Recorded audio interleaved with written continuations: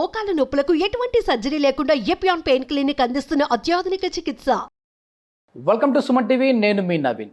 చాలామంది gut health ఉంటేనే మనం ఆరోగ్యంగా ఉంటాము అని చెప్పేసి చెప్తూ ఉంటారు. అసలు ఈ గట్ హెల్త్ అంటే ఏంటి, ఈ కాన్స్టిపేషన్ ప్రాబ్లం ఎందుకు వస్తుంది, వీటికి ఆక్యుపెంచర్ ద్వారా ఎట్లాంటి ట్రీట్మెంట్స్ ఉన్నాయి అనేది certified acupuncture healer Janardhan Achari గారు ఉన్నారు. ఆయన అడిగి తెలుసుకుందాం. హాయ్ సార్, నమస్తే అండి. నమస్తే అండి. సార్, మలబద్ధక సమస్య, సో అసలు ఈ ప్రాబ్లము నిజంగా ఇది సమస్యేనా అని చెప్పేసి అనుకుంటా ఉంటారు. ఇది ఎందుకు వస్తూ ఉందండి? అదేవిధంగా ఆక్యుపెంచర్లో దీనికి ఎట్లాంటి ట్రీట్మెంట్ ఉందంటారు? ఇది గట్ ప్రాబ్లం అనేది చాలా పెద్ద ప్రాబ్లం అయిపోతుంది ఈరోజు. అందుకని చాలా ఇంపార్టెంట్ టాపిక్ ఇది. ఇది అందరికీ తెలియాలి. ముఖ్యంగా ఆహారము, డైజెషను, ఎలిమినేషన్ అనే ఆ 3 అంశాలకు సంబంధించినటువంటి ఒక పెద్ద సమస్య ఇది. ఇది ఈ మధ్య మనం వింటూనే ఉన్నాం. ప్రతి ఒక్కరూ ఈ సమస్య గురించి ఎక్కువ డిస్కషన్ చేస్తున్నారు. ఒకప్పుడు ఏంటంటే ఇది పిల్లల్లో కనిపించేది, ఒక వయసు వచ్చాక వృద్ధుల్లో కనపడేది.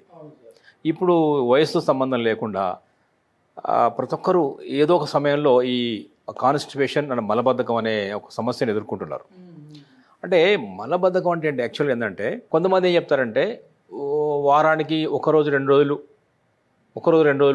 మోషన్ వెళ్ళకపోయినా కూడా మళ్ళీ బాడీ సర్దుకుంటుంది, దాన్ని మనం మలబద్ధకంగా చెప్పాల్సిన పని లేదంటారు. ఎస్ అనే ఒక వెర్షన్ ఉంది. కానీ మన ట్రెడిషనల్ సిస్టంలో మనం ఉన్నటువంటి ఆ పెరిగిన వాతావరణంలో మనం ఏం చెప్తామంటే ప్రతిరోజు ఆహారం తిన్నది అరగాలి, దాని సారం వంట పట్టాలి, ఆ వ్యర్థాలు ఎలిమినేట్ అయిపోవాలి, ఎక్స్క్రీట్ అయిపోవాలి అని మనం చెప్తున్నాం. ఇది నిజానికి సరైందే. ఎందుకంటే మనం మార్నింగ్ మళ్ళీ ఈ ఎలిమినేషన్ జరగకుండా మళ్ళీ ఫ్రెష్గా భోజనం చేయాలన్నా కూడా సహించదు, ఇష్టం ఉండదు. సైకలాజికల్గా ముందు ఎలిమినేట్ అయిన తర్వాత అంటే అన్లోడ్ తర్వాత లోడు, అంతేగాని మీద కూడా ఫోకస్ పెట్టలేరు. అంత చూడండి. అది కనుక క్లియర్ కాకుంటే ఆ రోజు ప్రారంభం కానట్టు లెక్క. అందుకని దీనికి మేజర్గా మనం ఒక 2-3 కారణాలు చెప్పొచ్చు ఎందుకు వస్తుంది అనే దాని మీద. ఒక ప్రధానంగా ఒక 3 కారణాలు అయితే కనిపిస్తాయి, 3-4 ఉంటాయి. ఒకటి డయటరీ రిలేటెడ్. ఓకే. అంటే ప్రాపర్గా నీళ్లు తాగకపోవడం. వాటర్ తక్కువ తాగుతారు. ఈ మలబద్ధకం అనే సమస్య ఉన్న వాళ్ళు గమనించండి. మీరు మా దగ్గరకు వస్తారు చాలామంది, ఎందుకు నీళ్లు తక్కువ తాగుతారు, మీ దగ్గర ట్యాప్ సరి రావా అని అడుగుతా నేను. ట్యాప్ రాదా, ట్యాక్స్ కట్టట్లేదు, ట్యాప్ వచ్చిన ట్యాప్ నీళ్లు దొరకడం లేదా, ఎందుకు తాగరు అంటే అదేనండి వర్క్లో పడిపోతాము, మర్చిపోతాము అని చెప్పారు చాలామంది ఉంటారు. వాటర్ అనేది సఫిషియెంట్ తాగాలి ఒకటి. రెండవది ఫైబర్ రిచ్ ఫుడ్, ఆకుకూరలు, కూరగాయలు, పండ్లు సమృద్ధిగా ఉండేలా చూసుకోవాలి.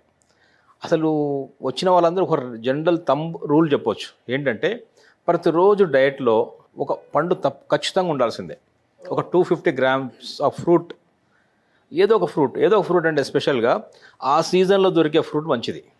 ఫైబర్ రిచ్ ఉన్నవి ఆ సీజన్లో దొరికేది.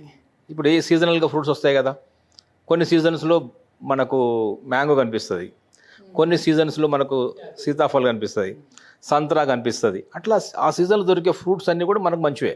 ఓకే. ఆహారంలో మన రీజన్లో పండిన పంటలు మంచివి, అట్లాగే మన సీజన్లో దొరికిన ఫ్రూట్స్ మంచివి. రీజనల్ అండ్ సీజనల్ అవి మనకు ఒంటికి పడతాయని అర్థం చేసుకోవాలి. ఓకే. అంటే ఆహారం మనం తీసుకోవాల్సింది ఏంటంటే వాటర్ ఒక ఇంటేక్ బాగుండాలి. రెండవది ఆహారం విషయంలో ఈ వెజిటబుల్స్, ఫ్రూట్స్, నట్స్ ఉండేలా చూసుకోవాలి. ఇక మూడోది ఏంటంటే ఆహారాన్ని ఖచ్చితంగా మంచిగా పచనం అయ్యేలాగా నమిలి తినాలి. సగం డైజెషన్ ఇక్కడ అయిపోవాలి, సలైవాతో మిక్స్ అయిపోవాలి. ఇంకొక మేజర్ ఏంటంటే చూసి తినాలి, డయట్ని చూడకుండా తినకూడదు. డైజెషన్లో మీద గట్ అన్నారు. గట్ హెల్త్ అంటే అది ఇక్కడ నోటి దగ్గర ప్రారంభమైంది, యానస్ దగ్గర ఎండ్ అవుతుంది, గట్ ట్రాక్ట్ మొత్తం కూడా. సో ఇది ఇక్కడి నుంచి ప్రారంభమవుతుందంటే చాలామంది నోటిలోని ఇవే అనుకుంటున్నారు, కాదు. కంటి యొక్క పవర్ కూడా డైజెషన్కి ఉపయోగపడుతుంది. ఎందుకంటే చూడకపోతే ఏం తింటున్నాము, ఎంత తింటున్నాము, ఎంత అవసరం దాన్ని అరిగించడానికి, ఎంత మనకు బైల్ జ్యూస్ కావాలి, ఎంత డైజెస్టివ్ జ్యూస్ కావాలి, ఎంత హైడ్రోక్లోరిక్ యాసిడ్ కావాలి, ఎంత ఇన్సులిన్ కావాలనేది బాడీకి సరైన మెసేజ్ వెళ్ళదు. చూసినప్పుడు బ్రెయిన్ కాస్త దానికి ఇంటర్నల్గా మెసేజ్ ఇస్తుంది, ఇంత ఫుడ్ వస్తుంది, దాన్ని రెడీ చేయండి డైజెషన్ కానీ. అది మనం ఏం చేస్తున్నాం అంటే డిస్కషన్ చేస్తూ లంచ్ ఆన్ మీటింగ్ పెట్టుకుంటూ లేదంటే టీవీ చూస్తూ స్క్రీనింగ్ చూస్తూ సెల్ ఫోన్ చూస్తూ అట్లా చేస్తూ ఉంటే ఆ మూమెంట్ కూడా పెరిస్టాటిక్ మూమెంట్ కూడా సరిగా ఉండదు కదా సార్. రాదు. ముందు ఇక్కడి నుంచి డైజెషన్ లేనప్పుడు గ్యాస్ ఫామ్ అవుతుంది, ఇష్యూ స్టార్ట్ అవుతాయి, అప్పుడు మోషన్ దాని తర్వాత.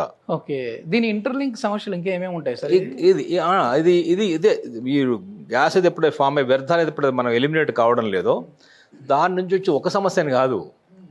మన మేజర్ కనిపించేది అంటే పైల్స్ అనేది మేజర్ కనిపిస్తుంది చూసారా, మోషన్లో బ్లడ్ కూడా వస్తుంటుంది. పైల్స్, ఫిస్టులా, స్కిన్ డిసీజెస్, దాదాపు అన్ని రకాల చర్మ వ్యాధులు కూడా రిలేటెడ్ టు మన మోషన్ సరిగ్గా వెళ్ళకపోవడమే. ఓకే ఓకే, స్కిన్ ప్రాబ్లమ్స్ అంటాం కదా. సో అట్లనే ఇట్ యాక్చువల్గా మదర్ ఆఫ్ ఆల్ డిసీజెస్ అని చెప్పొచ్చు. ఇప్పుడు ఇల్లు కనుక మనం ఇంట్లో చెత్త శుభ్రం చేసుకోకపోతే ఎన్ని సమస్యలు వస్తాయో, ఒంట్లో ఉన్నటువంటి ఆ వ్యర్థాలను సరిగ్గా బయట పంపించకపోతే అంతకంటే ఎక్కువ సమస్యలు వస్తాయి. ఒక రకం చెప్పాలంటే root of all disorders. Treatment ఏంటి సార్, ఎట్లా ఉంది మన ఆక్యుపెంచర్లో? ఇప్పుడు ఇంకా సైకలాజికల్ కూడా దీనికి రీజన్స్ ఉంటాయి. ఇది డయటరీ అనుకున్నాం. సైకలాజికల్గా ఏంటంటే మనము మోషన్ ఇమోషనల్గా రీజన్స్ కూడా ఉన్నాయి మనకు, మన మోషన్ క్లియర్ కావడానికి. సో బేసిక్గా దాని మీద ఏం చెప్పొచ్చు అంటే మనం ఏదన్నా మనం ఒక కొత్త ప్రాంతానికి పోయినా, కొత్త ఊరు పోయినా మనం ఇమోషనల్గా కనెక్ట్ కాము. ఈ టాయిలెట్ నాది కాదు, ఇది నా ఊరు కాదు అనుకుంటారు. అప్పుడు ఊరు వెళ్ళిన ఇమోషన్ వెళ్ళరు సరిగా. గమనించారా? అదొకటి. ఇంకొకటి ఏంటంటే వదులుకునే తత్వం ఉండాలండి. సైకలాజికల్గా కొంతమందిలో ఏది వదులుకోరు. ఏదో మీరు మాట అన్నారు అనుకుంటాను, ఆ మాటని పట్టుకొని ఉంటాం. అది కొంచెం వదిలేయాలి. వదులుకునే తత్వం ఉంటే బాడీ కూడా ఏం చేస్తుందంటే దాని కూడా వదులుకునే తత్వం ఉంటుంది. ఓకే ఓకే, అర్థమైందా? ఎలిమినేషన్ అంటే కొంచెం వదులుకునే తత్వం, పట్టుకొని అట్లాగే కూర్చోకూడదు. సో ఇవన్నీ కూడా సైకలాజికల్ అండ్ డైటరీ. ఇంకొక ఈ రీజన్స్ అవుతున్నాయి మనకు. సో దీన్ని మనం ఆక్యుపంక్చర్లో దీనికి అద్భుతమైనటువంటి ఒక చాలా పాయింట్స్ ఉన్నాయి. మన వాళ్ళు వచ్చినప్పుడు ఏం చేస్తామంటే జనరల్గా పేషెంట్ వచ్చినప్పుడు ఆ కాన్స్టిపేషన్ ఎప్పటి నుంచి ఉంది, ఎంతకాలం నుంచి ఉంది, ఇంకా వేరే సమస్యలు ఏమైనా ఉన్నాయని అడిగి తెలుసుకుంటాము. వాళ్ళు చెప్పినంత వింటాము. ఈ డైటరీ రిస్ట్రిక్షన్ కొంచెం చిన్న మార్పులు చెప్తాము. పల్స్ బేస్ చూసుకొని ఆ పల్స్ను బట్టి నాడీ పరీక్ష ద్వారా ఏ ఆర్గాన్లో ఇంబ్యాలెన్స్ చూసుకొని దానికి మనం ఇవ్వడం జరుగుతుంది.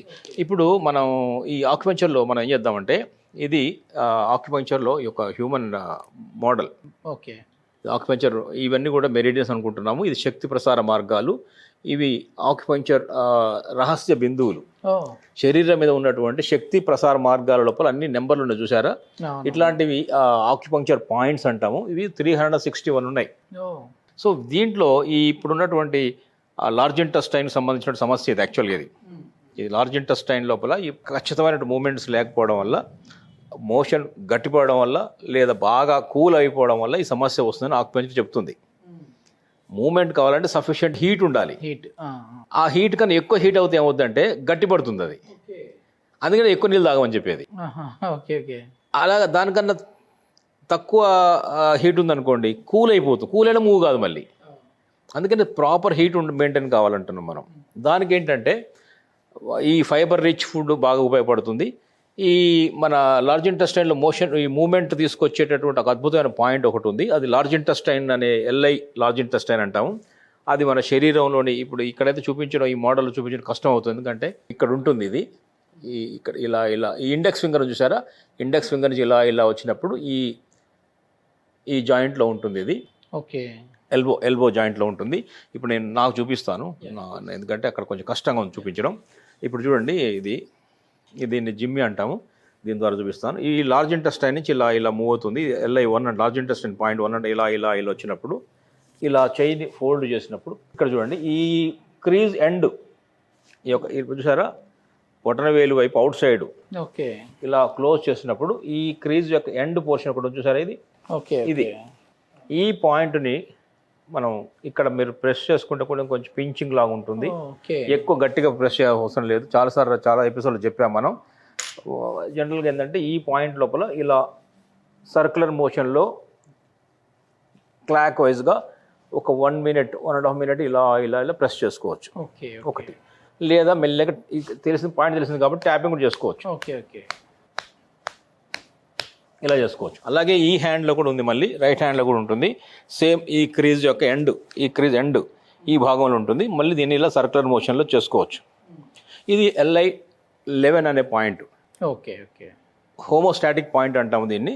ఇది ఏం చేస్తుంటే బాడీ లోపల ఎనర్జీ సిస్టమ్ని బ్యాలెన్స్ చేస్తుంది. ఓకే, దీర్ఘకాలికంగా ఉన్న వాళ్ళకి కూడా ఇది ఈ పాయింట్ యూజ్ అవుతుంది అండి. దీర్ఘకాలికంగా అంటే ఒకటి ట్రై చేయొచ్చు, ఎందుకంటే డయట్ మారుస్తున్నాము. ఇంకొకటి కూడా చేయాలి, వీళ్ళు సైకలాజికల్ ఇష్యూ మోషన్ అనుకున్నాం. వీళ్ళు కూడా ఏం చేయాలంటే హ్యూమర్ కామెడీ సినిమాలు ఎక్కువ చూడాలి. నిజం చెప్తున్నాను, ఎంత కామెడీ ఉంటే ఎంత హ్యూమర్ ఉంటే అంత హార్ట్ వికసిస్తుంది. ఎంత హార్ట్ వికసిస్తే అంత ఫైర్ బ్లడ్ సర్క్యులేట్ అవుతుంది, లార్జ్ ఇంటెస్టైన్ లోపల మూమెంట్ వస్తుంది. ఆక్యుపెంచర్ ఏం చెప్తుంటే ఫైర్ కంట్రోల్స్ ఎయిర్ అని చెప్తుంది. ఎయిర్ అంటే లార్జ్ ఇంటెస్టైన్, ఫైర్ అంటే హార్ట్ కంట్రోల్స్ లార్జ్ ఇంటెస్టైన్ అని చెప్పొచ్చు. So heart control heart laughing నేచర్లో ఉండి ఆ హార్ట్ సీరియస్గా ఉండి దుఃఖంగా ఉండి బాధగా ఉంటే రాదు. అందుకని చాలామంది చూడండి ఈ కాన్స్టిపేషన్ ప్రాబ్లం ఉన్న వాళ్ళు అంత హ్యాపీగా ఉండరు. ఎప్పుడు కొంచెం దుఃఖంగా బాధ కొంచెం ఉన్నట్టు కనిపిస్తారు. ఎందుకంటే వాళ్ళ తప్పు కాదు, అది లోపల కదలికలు హార్ట్ వికసించడం లేదు. ఆ హార్ట్ వికసించున్నట్టయితే హాయిగా ఉన్నట్టయితే లార్జ్ ఈ మోషన్ ప్రాబ్లం రాదు. మనం కూడా ఏం చేయాలంటే ఏదో ఒక పాత కామెడీ సినిమాలు, మనకు నచ్చిన హ్యూమర్స్ జోక్స్ అవి చాలా గుర్తుపెట్టుకోవాలి. లాఫింగ్ అనేది చాలా చాలా మంచిది. ఎంత హృదయం వికసిస్తే అన్ని ఆర్గాన్స్ సాఫీగా ఉంటాయి. ఇది ఒకటి చూసుకోవాలి. డయట్ చూడాలి, ఇమోషనల్గా ఉన్నటువంటి ఇష్యూ కూడా మనం సాల్వ్ చేసుకోవాలి. ఇది మనం గుర్తుపెట్టుకోవాలి. ఇక ఇందాక చెప్పిన ఒక పాయింట్ కూడా అది చేసుకోవచ్చు. చాలా చాలా మంచి ఇన్ఫర్మేషన్ సార్. ఎందుకంటే ఇది నార్మల్గా ఏదో ఒక ట్రీట్మెంట్కి సంబంధించే కాకుండా అసలు నిజంగా మన ఫీలింగ్ని బట్టే మన కదలికలు ఉంటాయి అని చెప్పేసి అందరికీ అర్థమైంది. అవును, భయం వేసినప్పుడు కొంతమంది ఇది పడిపోతుంది భయానికి. ఇమోషన్ భయపడినప్పుడు కొంతమంది చూసారు, ఆ భయానికి గట్టిగా పిల్లలు గట్టిగా అనండి వాళ్ళు పోసుకుంటూనే ఉంటాడు, ఇది కూడా పడుతూనే ఉంటుంది. Thank you sir. Thank you. నమస్తే అండి.